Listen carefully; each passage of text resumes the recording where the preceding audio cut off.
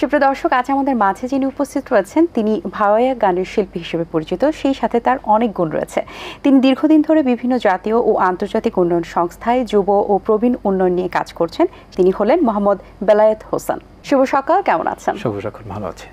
আচ্ছা, আমরা জানি যে আপনি যে সংস্থার সাথে জড়িত আছেন এবং গত 15 জুনে প্রবীণ নির্যাতন সচেতনতা দিবস গেছে, সেই দিবসের গুরুত্ব নিয়ে সবকিছু নিয়ে একটু জানতে চাই আপনার কাছে।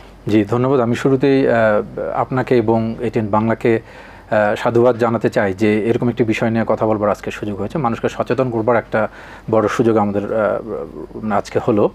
তো আসলে আমরা যখন প্রবীণ নিয়ে কথা বলি তখন আসলে আমরা জানি যে প্রবীণ আসলে আমাদের পরিবার, সমাজ এবং আমাদের প্রতিবেশী হিসেবে আমাদের বাবা, মা এবং দাদা, দাদি এবং প্রতিবেশীর বয়োজ্যেষ্ঠ যারা রয়েছেন তারা আসলে আমাদের মধ্যেই থাকেন। কিন্তু এরপরেও দেখা যাচ্ছে যে আমরা আজকে এই দিবসে প্রবীণদের নির্যাতনকে নিয়ে বেশি সচেতনতা করবার জন্য কথা বলছি এবং সচেতন করবার জন্য আমরা কথা বলছি। এবং আজকে আমরা আসলে এই দিবসের মাধ্যমে আমাদের বিবেককে প্রশ্ন করতে চাই যে আসলে আমরা কতটুকু মানবিক হতে পেরেছি বা আমরা কতটুকু প্রস্তুত আছি যে আমাদের যারা প্রবীণ, আমাদের যারা আত্মীয়ের মধ্যে যারা আছেন বা আমাদের প্রতিবেশী যারা প্রবীণ আছেন তাদেরকে সুরক্ষা দেবার জন্য আমরা কতটুকু প্রস্তুত আছি, সেই বিষয়গুলো নিয়ে আসলে আমরা এই দিবসে অবতারণা করি। তো আসলে প্রবীণ নির্যাতন যদি আমরা বলতে চাই, মানে প্রথমেই বলতে হয় যে প্রবীণ কীভাবে নির্যাতিত হন। প্রবীণ আসলে দেখেন, একজন প্রবীণ তার জীবনব্যাপী সমাজ, পরিবার, রাষ্ট্রের জন্য অনেক কল্যাণকর কাজ করেন এবং রাষ্ট্র প্রতিষ্ঠার জন্য, পরিবারকে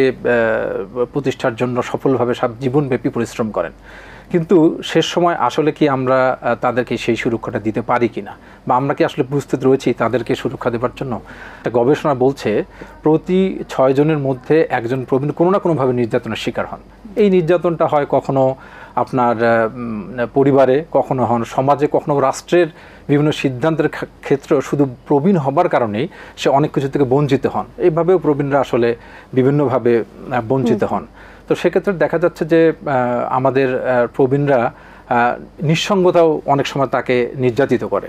অনেক সময় প্রবীণ যারা থাকেন নিঃসঙ্গ থাকেন।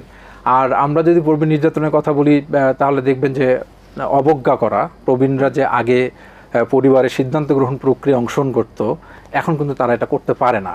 তার কারণ হচ্ছে অনেক রকমের, যেমন তার ফাইন্যান্সিয়াল যে কন্ট্রিবিউশন থাকে কিংবা তিনি যে অ্যাক্টিভ থাকতেন আগে, সে অ্যাক্টিভটাও কিন্তু উনি থাকতে পারেন না। তো এই নানান দিকগুলোকে মানে যখন সে কন্ট্রিবিউট অবদান রাখার সুযোগ তার কমে যায়, তখন আসলে সে পরিবারের লোকদের দ্বারাই অবজ্ঞার শিকার হন। আমাদের যে প্রবীণ জনগোষ্ঠীর যে একটি বিষয় আছে, বর্তমান অবস্থা কেমন দেখছেন? তাদের মধ্যে এই দিবসটি পালন নিয়ে তাদের মধ্যে কেমন উৎসাহ রয়েছে? আচ্ছা, আমি মনে করি যে প্রবীণ দিবস নিয়ে আলোচনা করবার আগে আসলে আমাদের দেশে আমরা কেন এটা নিয়ে আসলে এখন কথা বলছি সেটা যদি আমি বলতে যাই, তাহলে আমরা দেখব যে আসলে জন্ম এবং মৃত্যুর হার কমে যাওয়া, এবং আমরা জানি যে এর কমে যাওয়ার কারণ হচ্ছে যে আমরা বিভিন্ন মানবিক এবং অর্থনৈতিক সূচকে অনেক এগিয়ে গেছি, যার জন্য আমাদের দেশে দেখা যাচ্ছে যে মানুষের গড় আয়ু বৃদ্ধি পেয়েছে। এবং মানে এই বৃদ্ধিটা একটা সাফল্য গাথাও বটে, তবে সেই সাথে এটা একটা চ্যালেঞ্জেরও মুখোমুখি হতে হবে। কারণ আমরা যখন যেমন উন্নয়নের পরিকল্পনা করব আমাদের দেশে, তখন আমরা যদি দেখি যে একটা সময় গিয়ে ধরেন যে আমরা এখন আমাদের দেশে প্রবীণ সংখ্যা হচ্ছে আপনার লাস্ট যে সেন্সাস হলো 22-এর, সেই অনুযায়ী দেখা যাচ্ছে যে 60 বা তার ঊর্ধ্বের যারা বয়স, এরকম জনগোষ্ঠী হচ্ছে 9.something, অ্যারাউন্ড 9% হবে। এবং এটা ক্রমশ বর্ধনশীল এবং এটা খুব দ্রুত বাড়ছে। এবং এক সময় গিয়ে দেখা যাবে যে 2050 সালে গিয়ে এটা হয়ে যাবে প্রায় 22% মতো। তখন দেখা যাবে যে প্রতি 5 জনে একজন হবেন প্রবীণ এবং বাচ্চার সংখ্যাকে ছাড়িয়ে যাবে প্রবীণ সংখ্যা।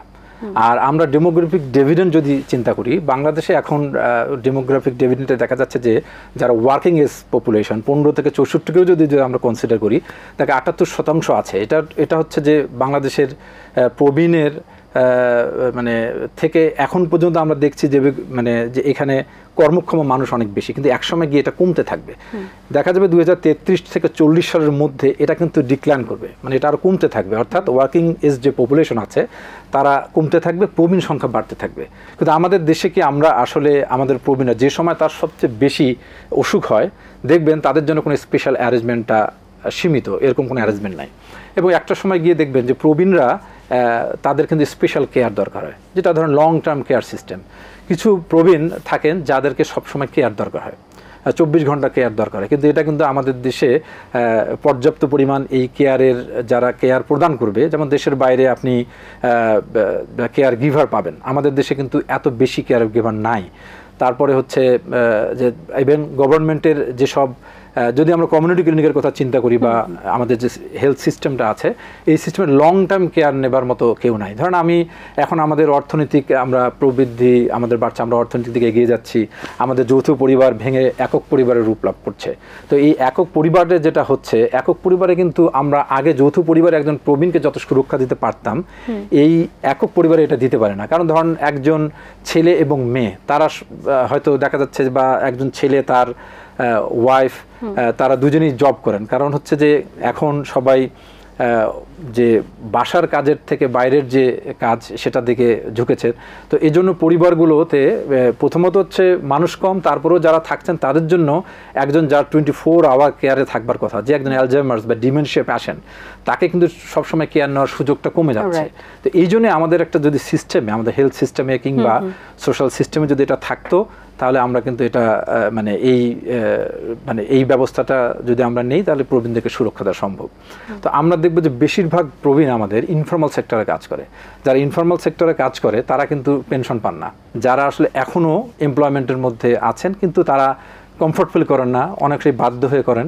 তো সেজন্য আমাদের কিছু চিন্তা করতে হবে, প্রবীণ বান্ধব কিছু কাজ নিয়ে আসতে হবে, ডিসেন্ট কাজ আনতে হবে, এবং প্রবীণদের কেয়ারের ব্যবস্থা রাখতে হবে। যে এলাকায় যে আমাদের কমিউনিটি ক্লিনিক কিংবা ধরেন ইউনিয়ন হেলথ কমপ্লেক্স, সেগুলোতে যাতে প্রবীণদের জন্য ডায়াবেটিসের ওষুধ দেওয়া হয় বিনামূল্যে বা এরকম, বা একটা কনসেশন ওয়েতে। তো কোনো একটা নন কমিউনিকেবল ডিজিজের এই ব্যবস্থা একটা লাগবে। আর লং টার্ম কেয়ার এটা আসলে কমিউনিটি বেসড কিছু একটা চিন্তা করতে হবে, যেটা কমিউনিটিতে থাকবে, ওখানে ভলান্টিয়ার তৈরি হবে, কিংবা আমাদের যারা হেলথ ওয়ার্কার আছে তাদেরকে আরও ট্রেন্ড আপ করতে হবে, করে হয়তো আমরা আসলে প্রবীণদের জন্য একটা ভালো লং টার্ম কেয়ার সিস্টেম আমরা করতে পারি। আমরা আপনাকে যে পরিচয়ের প্রথমে পরিচিত করেছি ভাওয়াইয়া গানের শিল্পী হিসেবে, আপনার প্রফেশনের সাথে গানটা একটু ডিফারেন্ট, বাট তারপরে একটু জানতে চাই গানের প্রতি ভালোবাসাটা কবে থেকে এসেছে? ছোট থেকেই বলা যায় আমার পরিবারে সবাই মানে কোনো না কোনোভাবে কালচারাল বা মাইন্ডেড আর কি আমরা। তো যেটা হচ্ছে আমার বাবা, বিশেষ করে আমার বাবা এবং মা, ওনারা দুজনেই মানে পড়াশোনার পাশাপাশি সবসময়ই এটা নিয়ে আমার কাছে মনে হয় যে প্রথম আমাদের একটু কথা কাটাকাটিও হয়েছিল যে আমি মানে আমরা কেন শুধুই পড়াশোনা নিয়ে বা শুধুই আমরা মানে চেষ্টা করছি যে একমুখী মানে ভাবে ক্যারিয়ারকে করার জন্য, মানে ডেভেলপ করার জন্য। তো তখন থেকে আসলে আমাদেরকে বলা হতো যে শুধু পড়াশোনার সাথে হয়তো খেলাধুলা এবং গান বাজনা নিয়ে মানে কাজ করা এবং এটাকে চর্চার মধ্যে রাখা। তো এটা আসলে একটা পরিবার থেকেই আসলে আমার পাওয়া। যাওয়ার আগে আপনার কণ্ঠে আসলে ভাইয়া একটি গান না শুনে গেলে খারাপ লাগবে, সো কোন গানটি আমরা শুনছি? তো এখন আমি আসলে ভাওয়াইয়াই একমাত্র গান আমার কাছে মনে হয়, একমাত্র না, অনেক গানের মধ্যে এক ধরনের গান যেখানে নারীদের তাদের নিজের অনেক সময় ভালোবাসার কথা, ভালো লাগার কথা, তারপরে হচ্ছে যে তাদের নির্যাতনের কথাও গানের মধ্যে দিয়ে চলে আসে। তো আমি একটা পপুলার যে একটা গান যেটা ভাওয়াইয়ার, সেই গানটা একটু শোনাতে চাচ্ছি। এটা একটা নারী কণ্ঠের গান আর কি।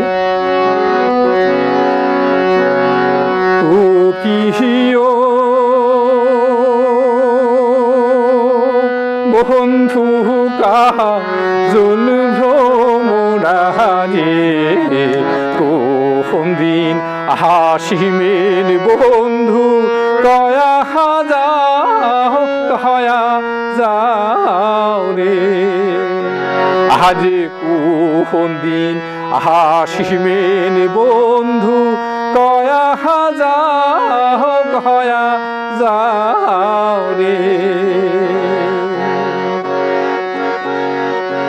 বট বৃক্ষে ছায়া যেমন রে, মোহর বন্ধুর মায়া তেমন রে, বন্ধু কাজল ভ্রমরারে কোন দিন হাসিমের বন্ধু কয়া যাও রে, আরে কোন দিন হাসিমের বন্ধু কয়া যাও যাও রে। তো এটা হচ্ছে একটা আসলে নারী কণ্ঠে একটা গান, কিন্তু আবার ভাওয়াইয়া তো আসলে মাটি এবং মানুষের গান। এটাতে অনেক দেখবেন যে এখানে গাড়িয়ালের কথা আসছে, এখানে আসছে মৈশালের কথা, এরকম। তো এটা আসলে খুবই মানে গ্রামের মানুষের রাস্তা হাঁটতে হাঁটতে তারা তাদের বা গাড়ি চালাতে, গরুর গাড়ি চালাতে গিয়ে বা অনেক সময় এক জায়গা থেকে অন্য জায়গায় যাচ্ছেন, তখন তার প্রেয়সীকে বা কাউকে মনে করে গানটা অনেক সময় করেন। তো এরকম একটা গান আপনাকে জাস্ট একটা পুরুষ কণ্ঠের একটা গান শোনাচ্ছে আর কি।